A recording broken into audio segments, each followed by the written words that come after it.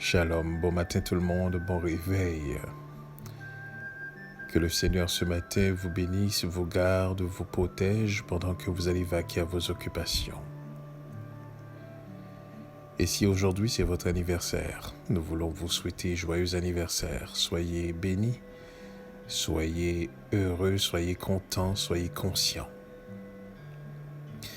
Et si vous êtes seul, eh bien sachez que vous n'êtes pas vraiment seul puisque Yeshua, dans sa parole, nous a dit ceci.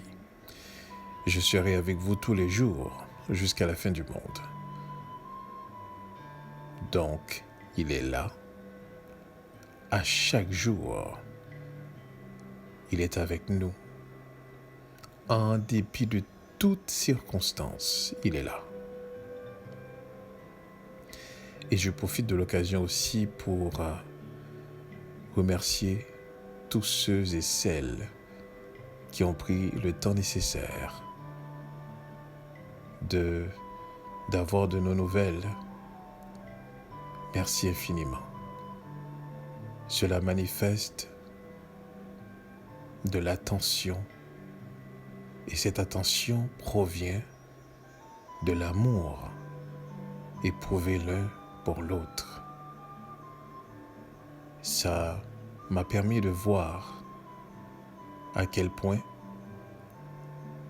lorsque nous nous disons que nous nous aimons, ce n'est pas en théorie et ce n'est pas non plus en partisanerie, mais c'est en pratique. Merci pour ceux-là d'Haïti, ceux-là qui sont en Europe, ceux-là dans les Antilles. Je remercie tous ceux qui ont essayé justement de me contacter, m'envoyer des messages pour avoir de mes nouvelles. C'est grandement apprécié. Merci infiniment. Et votre amour, votre soutien, vos prières me tiennent à cœur et aussi est un boostage pour que je puisse être en mesure de pouvoir continuer à chercher la volonté du Seigneur, continuer à être disponible et disposé, continuer à partager avec vous. Merci infiniment. Mais ma plus grande reconnaissance va surtout envers le Seigneur, qui n'arrête pas de m'étonner, qui n'arrête pas de se révéler et qui transforme nos déceptions en espérance. Car dit-il, je connais les projets que j'ai formés sur vous. S'il a dû prononcer cette parole, c'est parce que son peuple était en doute en rapport aux situations, en rapport à ce qui se vivait. Mais lui, il dit, je connais les projets que j'ai formés sur vous, projets de paix et non de malheur, afin de vous donner un avenir et de l'espérance. Donc nous pouvons compter sur lui absolument, en dépit de tout temps et de toutes circonstances. Nous pouvons nous décevoir l'un l'autre. Nous pouvons nous tromper nous-mêmes. Comme disait Paul, que tout homme soit connu menteur et Dieu pour vrai. Mais il y a une chose dont on peut en être certaine, c'est qu'il ne se trompe jamais. Il ne déçoit jamais. Il ne faille jamais. Nous pouvons en être certains de cela. Tout est en dessein devant lui. Aucune circonstance ne dépasse sa volonté. Tout plan rentre dans son plan.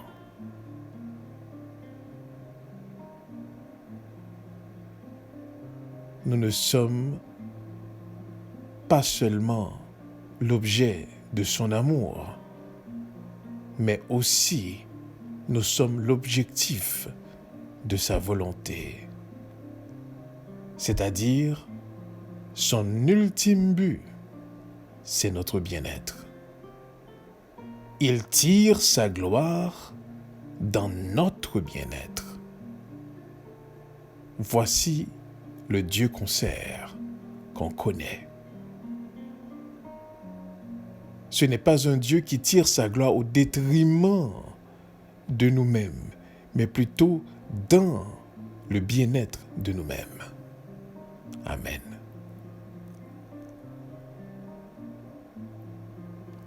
Ce matin, nous allons voir un texte dans le livre qu'on appelle en hébreu Hadassah. Esther. On va regarder le chapitre 3. Je vous rappelle qu'Esther est une histoire extraordinaire de cette juive qui, par son obéissance et son souci, justement, a été un instrument entre les mains du Seigneur pour pouvoir sauver nos ancêtres. Et Esther est une femme que nous ne pouvons oublier parce que si, en tant que peuple, nous existons, alors je parle de ceux qui sont d'origine d'Israël, bien entendu. C'est parce que une femme comme Esther, comme Hadassah, s'était mise à la disponibilité, à la disposition du Seigneur.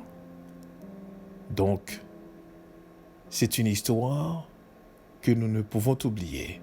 D'ailleurs, dans les fêtes du peuple d'Israël, ce moment de l'histoire d'Esther est aussi un moment raconté aux enfants. Un moment qui est rappelé au peuple, justement, comme une des fêtes en Israël.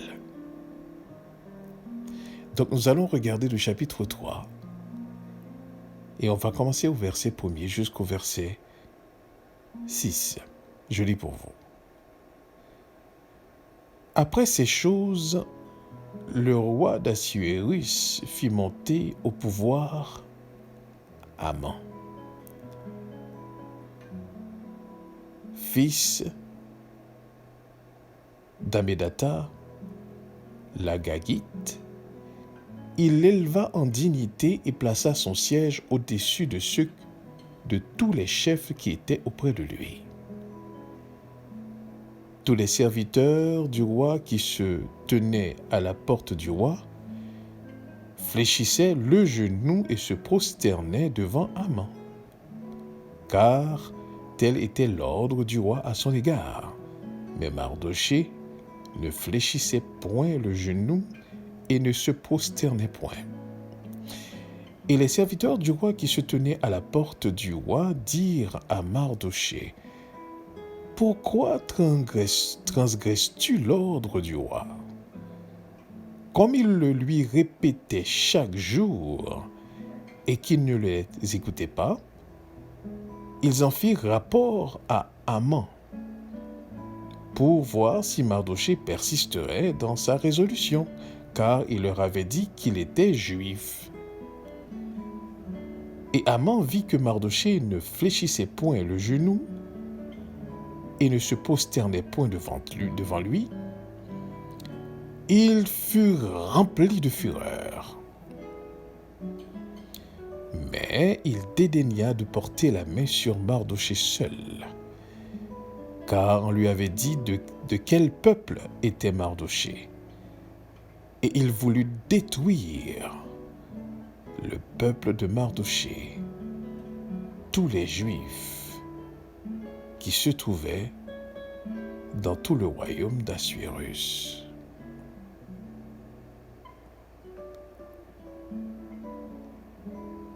Voici un texte qui nous explique une histoire du peuple d'Israël, particulièrement du royaume de Juda, qui était déporté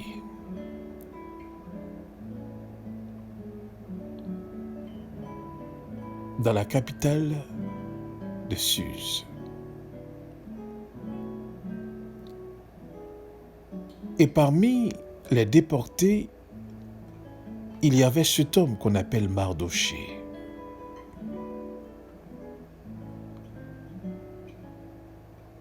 Malgré que le peuple d'Israël, en général, à cette époque, était un peuple qui déjà était quasiment sans royaume.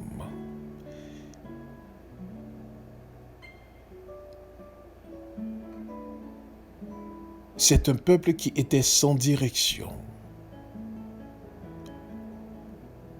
C'est un peuple qui vivait, mais qui était dans des malheurs extrêmes, toujours épris entre les guerres, les conquêtes des grands empires.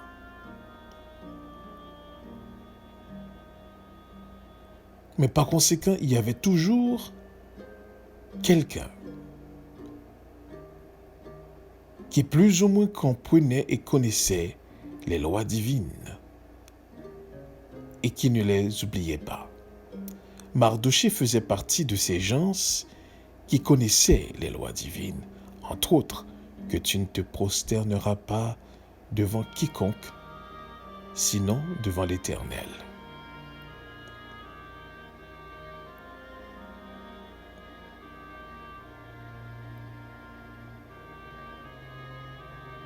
Donc, lorsque ce décret est donné pour qu'on puisse effectivement se fléchir les genoux devant Haman, eh bien, Mardochée, lui, ne le faisait pas. Pas parce qu'il était quelqu'un qui était arrogant, pas parce qu'il voulait défier le décret du roi, mais parce qu'il comprenait qu'il y avait une loi qui était au-dessus des lois des rois, et ces lois, il la connaissait parfaitement bien, et malgré déporté qu'il était, voulait appliquer justement cette loi de ses ancêtres.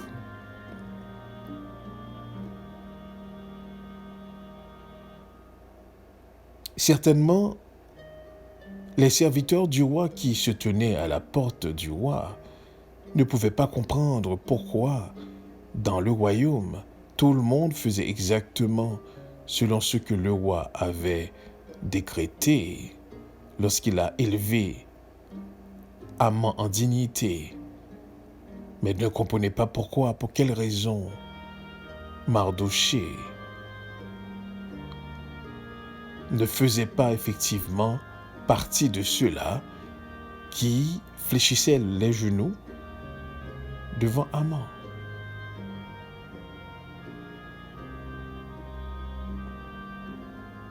Et lorsque Haman a su cela, il y avait déjà, écoutez bien ceci, il y avait déjà un dessein bien arrêté dans son cœur.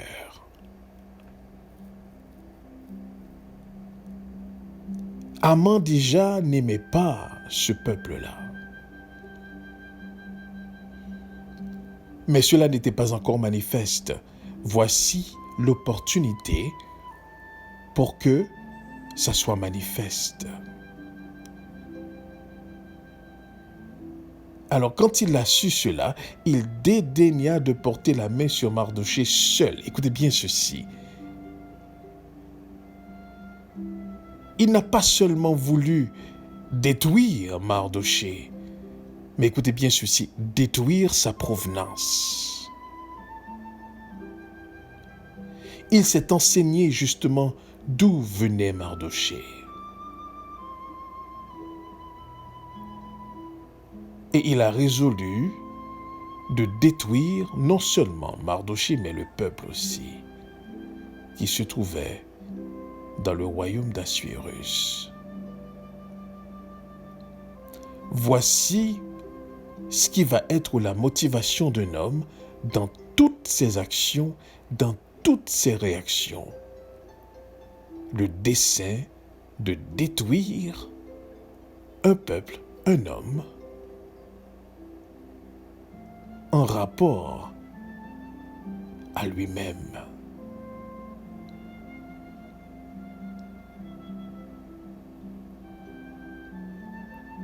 Et le plan que va concocter Haman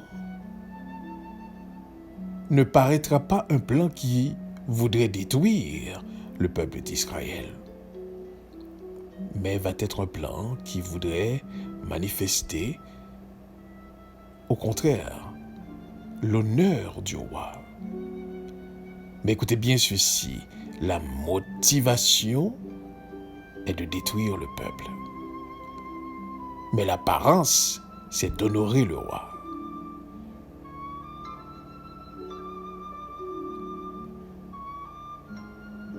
Et cela me fait penser ce matin.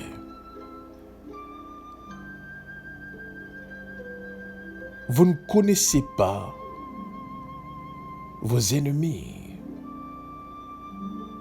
Et souvent, les ennemis sont ceux-là même qui sont très proches de vous.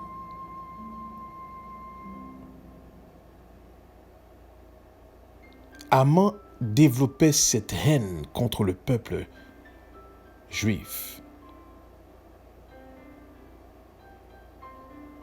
et cherchait et se nourrissait à chaque jour de cette haine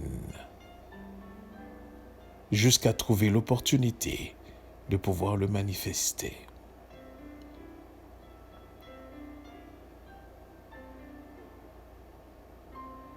Mais Paul disait que toute chose concourt au bien de ceux qui aiment Dieu.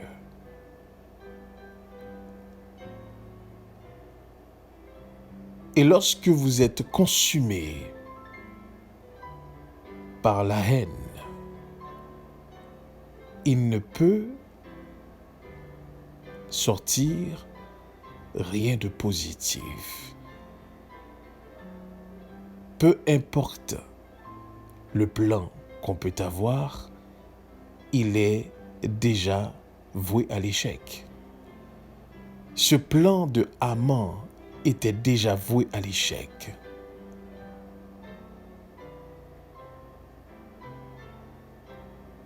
Et c'est là que vous connaissez bien l'histoire d'Esther, que Dieu va se servir d'Esther pour faire le contraire de ce que Haman voulait faire, à savoir détruire le peuple et être élevé en dignité. C'est le contraire qui s'est passé. Et ce qu'il faut comprendre,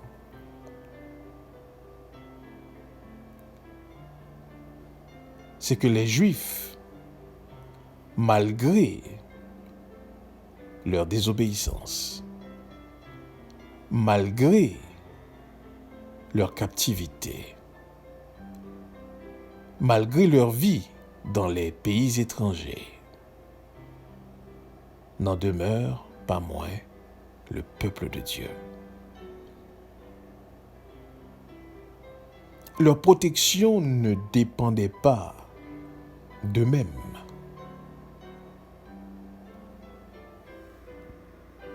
Leur protection dépendait de Dieu lui-même. Et l'histoire d'Esther nous démontre à quel point que Dieu est un Dieu de détails. Lorsque Yeshua avait déclaré « Aucun de vos cheveux ne sortirait de vos têtes si ce n'est par la volonté de votre Père. » Ce que Yeshua voulait dire, c'était « Dieu est un Dieu de détails. »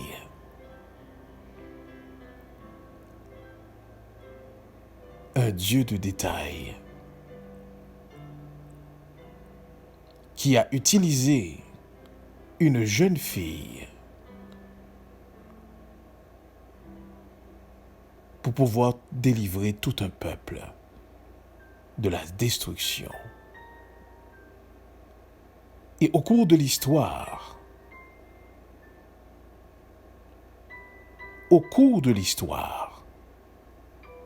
c'est ce que le Seigneur a toujours fait,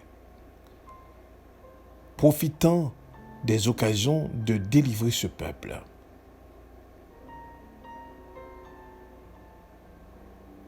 Et ce que nous pouvons dire aujourd'hui,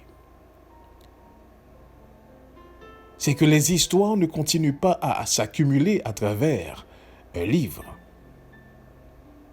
Mais écoutez bien ceci. Les histoires continuent quand même à s'accumuler à travers le temps. Et ce même motivateur qui voulait détruire le peuple depuis sa naissance, qui voulait dévorer l'enfant depuis sa naissance, ce même accusateur est encore là pour continuer ce travail.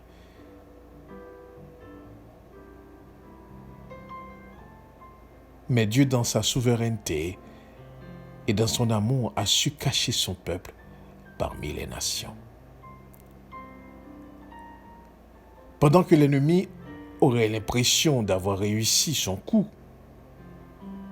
parce que du coup, ce même peuple, aujourd'hui, serait un peuple dans l'ignorance totale, pour la plupart. Un peuple qui ne peut discerner son pied gauche de son pied droit. Un peuple qui vit dans l'ignorance totale de son identité, de son vrai Dieu. Un peuple qui rentre dans une forme de religion ou de toute forme de religion à travers les nations.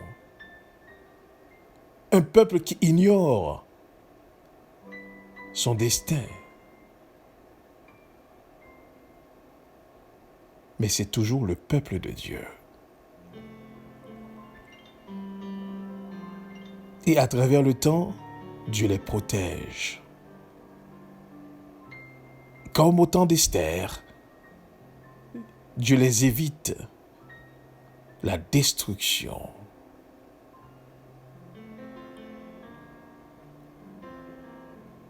Donc, notre Dieu est un Dieu de détails.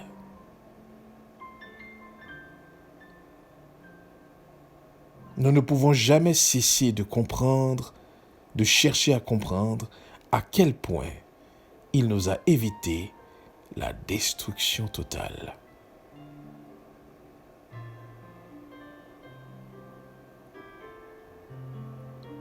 Voici le dessein d'Aman dans son cœur. Il voulut détruire le peuple de Mardochée et tous les Juifs qui se trouvaient dans tout le royaume d'Assuérus.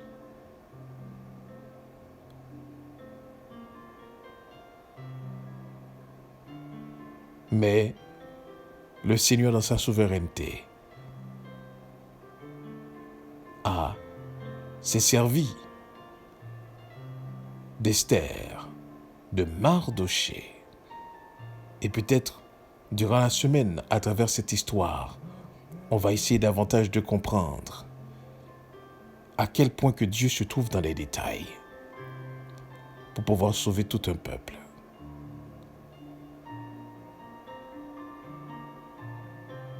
Alors, comprenez bien ceci.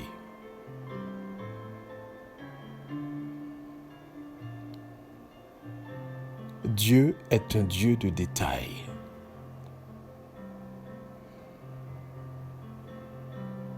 S'il y a quelque chose qu'il faudrait comprendre, c'est Dieu est un Dieu de détails. Il voit toutes choses.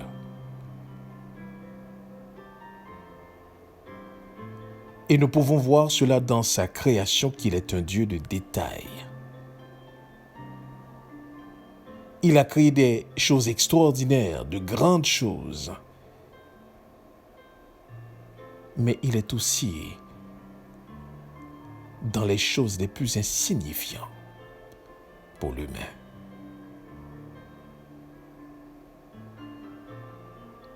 Il est dans le macrocosme comme il est aussi dans le microcosme. Il est dans le grand univers, l'infiniment grand, mais il est aussi dans le petit univers, l'infiniment petit. C'est pour ça qu'il est le premier et le dernier.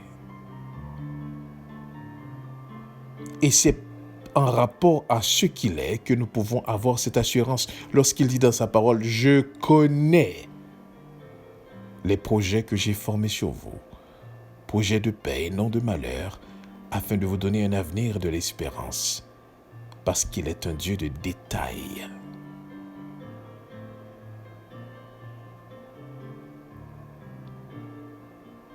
Un plan était tout tracé pour la destruction de ce peuple.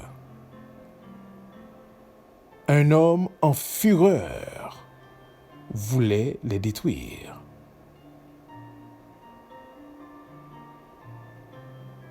Mais vous allez voir quelles sont les stratégies que l'homme en question a utilisées et quelle est la stratégie que le Très-Haut lui-même a utilisée pour pouvoir sortir ce peuple de ce pétrin. Alors, s'il y a un message à retenir ce matin, c'est que notre Dieu est un Dieu de détails. Dans les moindres choses de votre vie, il est là, il regarde.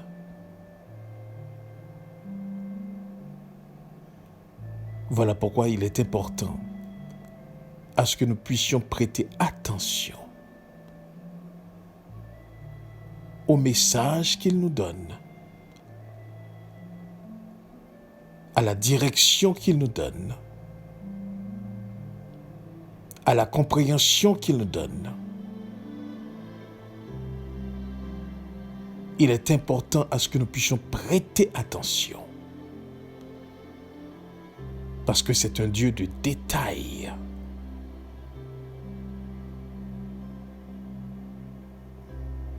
Rien, absolument rien ne l'échappe.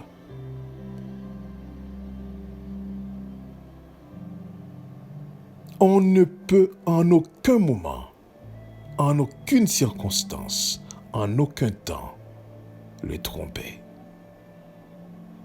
C'est un Dieu de détails. Lorsque vous comprenez cela, alors là, vous portez attention aux détails.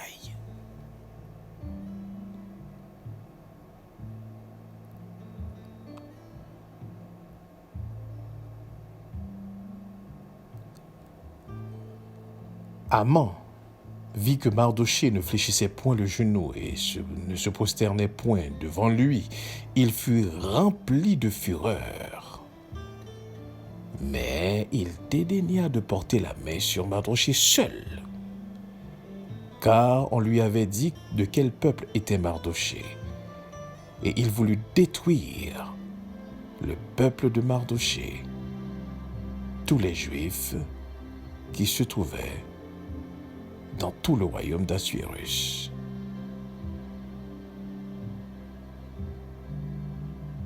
Mais notre Dieu, le Dieu de nos ancêtres, le Dieu de nos pères, notre Elohim, est un Dieu de détails qui rentre dans les moindres choses de nos vies. Et c'est là qu'il fera son intervention pour ce peuple. Que ce matin le Seigneur vous bénisse, qu'il vous garde,